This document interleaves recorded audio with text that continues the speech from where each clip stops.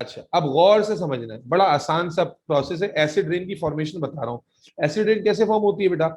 सबसे पहले तो जरूरी है कि नाइट्रोजन और ऑक्सीजन इलेक्ट्रिक स्पार्क की मौजूदगी में या कार के इंजन में किस में कन्वर्ट हो जाए? नाइट्रस ऑक्साइड में। किस में कन्वर्ट हो जाए? Nitrous oxide. नाइट्रस ऑक्साइड जो है ये फर्दर मैंने बताया था अनस्टेबल होती है, ये रिएक्ट करके किस में कन्वर्ट हो जाती है? नाइट्रोजन डाइऑक्साइड में। यस और no? Reaction yes last time भी बताया था नाइट्रोजन के रिएक्शन में कि नाइट्रस ऑक्साइड रुकती नहीं है बल्कि फर्दर ऑक्सीडाइज हो जाती है। कोई मसला तो नहीं? No sir. अब मेरे बच्चे, No. अगर हवा में सल्फर डाइऑक्साइड आई भी है ना, तो this nitrogen dioxide actually act as a catalyst. What happens is that this nitrogen dioxide gives its oxygen to sulfur to convert it into sulfur trioxide, and ये खुद किस में कन्वर्ट हो जाती है? नाइट्रोजन मोनोऑक्साइड में अगेन, नाइट्रस ऑक्साइड में again. अब नाइट्रस ऑक्साइड क्या है? अनस्टेबल है, तो नाइट्रस ऑक्साइड वापस इस रिएक्शन में जाएगी। बोलो बेटा। Yes sir. वापस इससे नाइट्रोजन डाइऑक्साइड। सादिया समझ में आ रहा है? जी सर। नाइट्रस दोबारा नाइट्रोजन डाइऑक्साइड बनेगी, दोबारा बनने वाली नाइट्रोजन डाइऑक्साइड फिर किससे कंबाइन हो जाएगी? सल्फर डाइऑक्साइड से। तो क्या ये एक साइकिल बन जाएगा? जी सर। क्या बन रहा है बेटा साइकिल? Yes, Uzair sir. कि नाइट्रोजन डाइऑक्साइड बनी, हुमैरा, उजैर, जोया। जोया तुम क्लास में हो, तुम्हारी आवाज नहीं सुनी अब तक मैंने। जी सर। तो नाइट्रोजन डाइऑक्साइड बना, ठीक है, जो कि हमने नाइट्रोजन में पढ़ लिया था। लेकिन now this act as a catalyst, this act as a catalyst to convert sulphur dioxide to sulphur trioxide, ठीक है। और एज अ ऑक्सीडाइजिंग एजेंट भी एक्ट कर रहा है। Catalyst and oxidising agent, oxidise कर देता है सल्फर डाइऑक्साइड को सल्फर ट्राइऑक्साइड में, और नाइट्रस ऑक्साइड फॉर्म होती है जो कि अगेन आगे ऑक्सीजन से रिएक्ट कर लेती है to form sulphur, to form nitrogen dioxide. आगे क्या होता है? ये जो SO3 बनी है, ये SO3 वाटर वेपर से जो हवा में मौजूद हैं, या जब पानी, जब बारिश का पानी बहेगा और वाटर आएगा तो सल्फर ट्राइऑक्साइड के जो वेपर्स हैं ये उससे रिएक्ट करके क्या बना लेते हैं? Dilute sulphuric acid. क्या बना लेते हैं? Dilute sulphuric acid. और ये डाइल्यूट सल्फ्यूरिक एसिड जो है वो बारिश जब होगी तो उसके साथ बहकर जमीन पर आएगा। एसिड रेन की फॉर्मेशन समझ में आती है? कितने स्टेप्स हैं? 1 2 3, और फिर दोबारा से ये चौथा स्टेप रिसाइकलिंग का, और ये बल्कि यूं समझ लो 4 स्टेप, और फिर रिसाइकलिंग का अलग अलग स्टेप है। Is that clear? रिसाइकलिंग किसकी हो रही है? नाइट्रोजन डाइऑक्साइड की। यस और नो? Yes sir. रिसाइकलिंग किसकी हो रही है? Nitrogen dioxide. नाइट्रोजन डाइऑक्साइड जो है ना वो ऑक्सीजन देके नाइट्रस ऑक्साइड बन रहा है। नाइट्रस ऑक्साइड जो है दोबारा से ऑक्सीजन से रिएक्ट करके नाइट्रोजन डाइऑक्साइड बन जा रहा है। कोई मसला?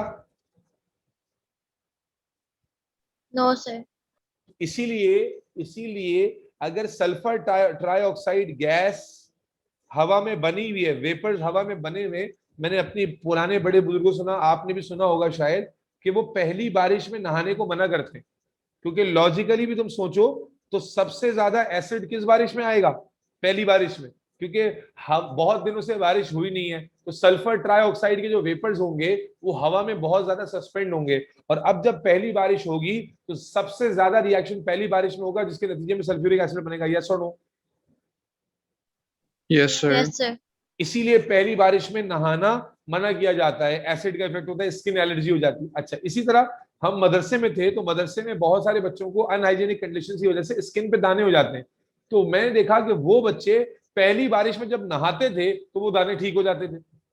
तो उसका भी साइंटिफिक लॉजिक क्या है कि जब वो पहली बारिश में नहाते थे तो पानी में मौजूद जो डाइल्यूट एसिड है वो एसिड उन दानों को जला देता था, जिसकी वजह से वो दाने हील हो जाते थे। जो दाने थे वो अल्कलाइन होते थे, अल्कलाइन पस वाले दाने, और एसिडिक रेन में नहाने की वजह से वो दाने, उनमें जो कंटेंट है वो न्यूट्रलाइज हो जाता था और वो दाने हील हो जाते थे, दाने सूख जाते थे। दोनों का ताल्लुक इसी से था। Is that clear?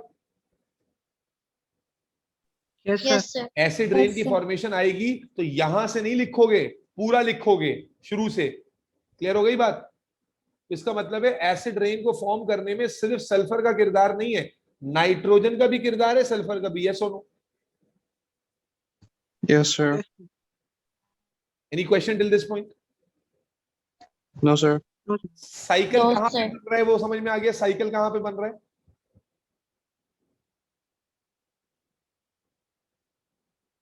साइकिल कहां बन रहा है, बात समझ में आ गई? जी सर। अच्छा, अब चूंकि हमने एसिड रेन की फॉर्मेशन पढ़ ली है, तो एसिड रेन के इफेक्ट बता सकते हैं क्या क्या होते हैं?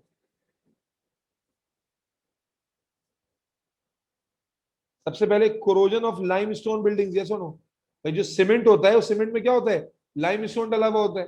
तो लाइमस्टोन से बने वाली जो बिल्डिंग है सारी की सारी, आपको मालूम है कार्बोनेट होते हैं ना, लाइमस्टोन कार्बोनेट होते हैं। तो एसिड कार्बोनेट से रिएक्ट करता है या नहीं?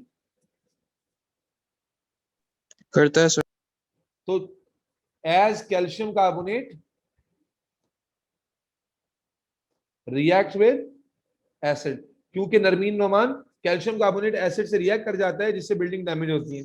इसी तरह जहां जहां भी आयरन वर्क होगा, क्या ख्याल है, corrosion of iron work, yes और नो? क्योंकि जो एसिड होता है वो रस्टिंग को तेज करता है। भाई हाँ ना बोलते रहो, सो गए हो क्या? Yes sir. जी सर। इसी तरह acidification of lakes and rivers, भाई सारा पानी आखिर में ड्रेन होके कहां जाएगा? लेक और रिवर में। और अगर सारा पानी ये एसिडिक है और लेक और रिवर में जाएगा, तो अल्टीमेटली क्या करेगा? Decreases the pH of water, yes और नो? Yes, sir. सर। तो अल्टीमेटली जब पीएच ऑफ वाटर डिक्रीज होगी, तो उससे डेथ ऑफ एक्वेटिक ऑर्गेनिज्म होगा, यस और नो?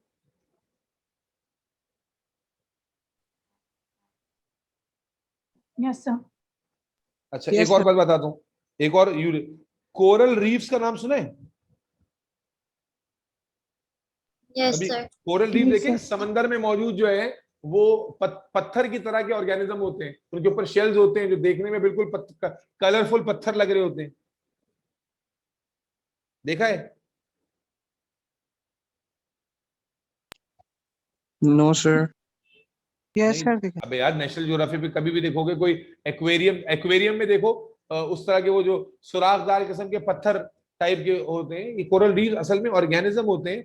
अब अगर नहीं भी देखा तो इमेजिन कर लो, ये कोरल रीफ पत्थरों की तरह जो है ना, वो रिवर्स में या सीज में होते हैं। अब गौर सुनना, होता क्या है कि पानी जब फ्लो करता है ना, तो ये पानी के फ्लो को रेजिस्ट करते हैं, जिससे ये जो वेव बन रही होती है, उस वेव के प्रेशर को तोड़ते जाते हैं। कोरल रीफ जब कहीं पर भी मौजूद होते हैं, तो पानी के प्रेशर को क्या करते जाते हैं? जब पानी फ्लो कर रहा होता है, उसके प्रेशर को, बोलो बेटा, बोलो भाई। सर बीच में आपकी आवाज कैंसिल हो जाती है. मैं कह रहा हूं कोरल रीफ्स का नाम सुना है? तो कोरल रीफ्स क्योंकि क्या होते हैं? स्टोनी ऑर्गेनिजम्स होते हैं। स्टोनी ऑर्गेनिजम्स होते हैं, तो ये क्या करते हैं? वेव ऑफ वाटर फ्लो को रेजिस्ट करते हैं। जब पानी फ्लो कर रहा होता है, तो ये क्या करते हैं? उसके फ्लो को, बोलो भाई, रेजिस्ट करते हैं। Is that clear? अब लिसन केयरफुली। अब जो कोरल रीफ होते हैं बेटा, इनके शेल भी कार्बोनेट के बने होते हैं। इनके शेल्स भी किसके बने होते हैं? कार्बोनेट के। तो अगर एसिड रेन होगी, तो एसिड रेन की वजह से क्या होगा कि इनके शेल्स भी डिसॉल्व हो जाएंगे। जब इनके शेल्स डिसॉल्व हो जाएंगे, तो जो ये पानी के फ्लो को रेजिस्ट कर पा रहे थे, क्या ये आप उतने इफेक्टिवली रेजिस्ट कर पाएंगे? बोलो भाई। No, sir. तो ओ सर। सर तो कोरल रीफ जो है वो डैमेज होंगे। नरमीन, बात समझ में आ रही है?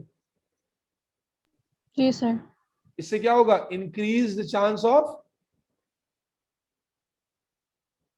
फ्लडिंग।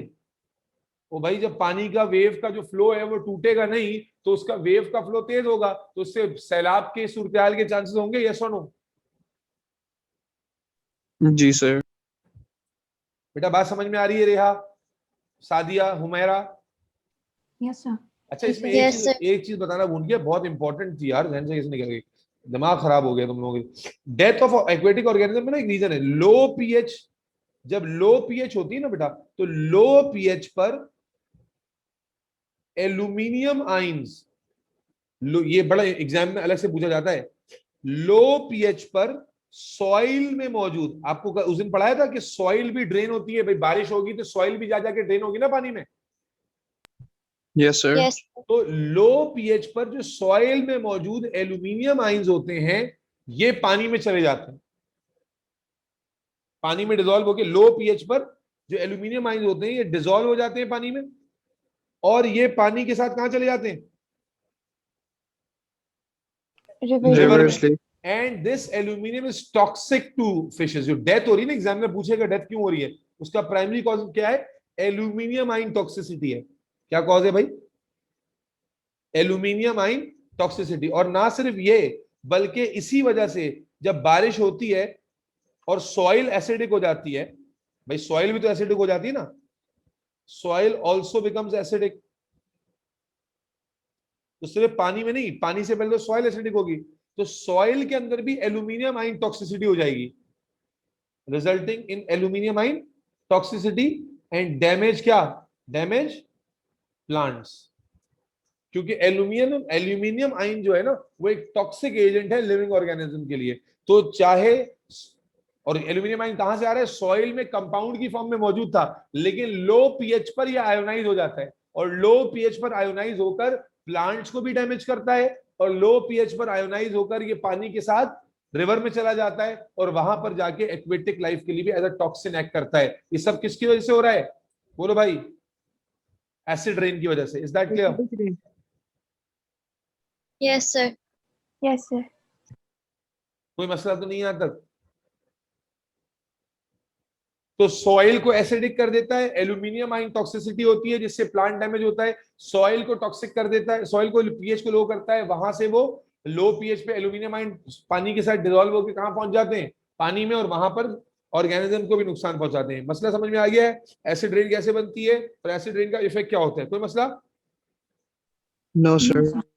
ये तो सल्फर डाइऑक्साइड का नुकसान हो गया, लेकिन सल्फर डाइऑक्साइड के कुछ यूजेज भी होते हैं। सारा थ्योरी लिख लिख के करा रहा हूं ताकि मेरे बच्चों तुम लोगों को अलग से सिर्फ नोट्स ही एक बार रीड कर लो तो तुम्हारा काम हो जाए, पास पेपर हो जाए। ठीक है जी। सल्फर डाइऑक्साइड का क्या यूजेज होता है? तुम लोग पढ़ चुके हो बेटा, जिन्होंने पढ़ा है बताएंगे, ओ लेवल से पढ़ते आ रहे हो। It is, sulphur dioxide is a major Contact process के अंदर sir major. अबे यूज बता, पूछ रहा हूं गधी गधे। Food preservative. सल्फर डाइऑक्साइड जो है एज अ फूड प्रिजर्वेटिव इस्तेमाल होती है वाइन्स में, और जितने भी ड्राइड फ्रूट्स वगैरह के अंदर। क्यों? क्योंकि सल्फर डाइऑक्साइड एक एसिडिक गैस होती है। क्या होती है? बोलो भाई। एक एसिडिक गैस है, तो एसिडिक गैस की वजह से क्या होता है? ये पीएच को क्या कर देती है बेटा? बोलो, लोअर। और लो पीएच पर ऑक्सीडेशन ऑफ फूड का प्रोसेस भी स्लो हो जाता है। Oxidation of food by air.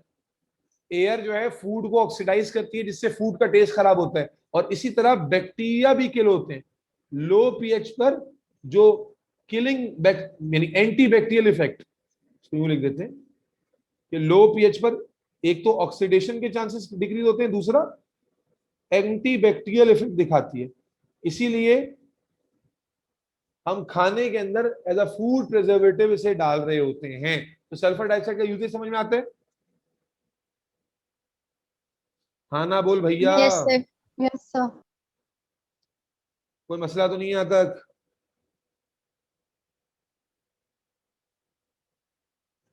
Sulphur समझ में आया? सल्फर का पहला कंपाउंड सल्फर डाइऑक्साइड, उससे होने वाला नुकसान एसिड रेन। एसिड रेन कैसे बनती है? क्लियर। एसिड रेन से नुकसान क्या क्या होते हैं? ये पूरा एक सवाल आ सकता है टोटल 8 मार्क का, जिसमें पार्ट बने हुए होंगे। एसिड रेन कैसे बनती है, और उसमें जनाबे आली नुकसानात लिखें, और सल्फर डाइऑक्साइड का कोई एडवांटेज लिखें। तो ये सारी मुफ्त के बोनस मार्क्स हैं आपके लिए। यहां तक क्लियर हो गया?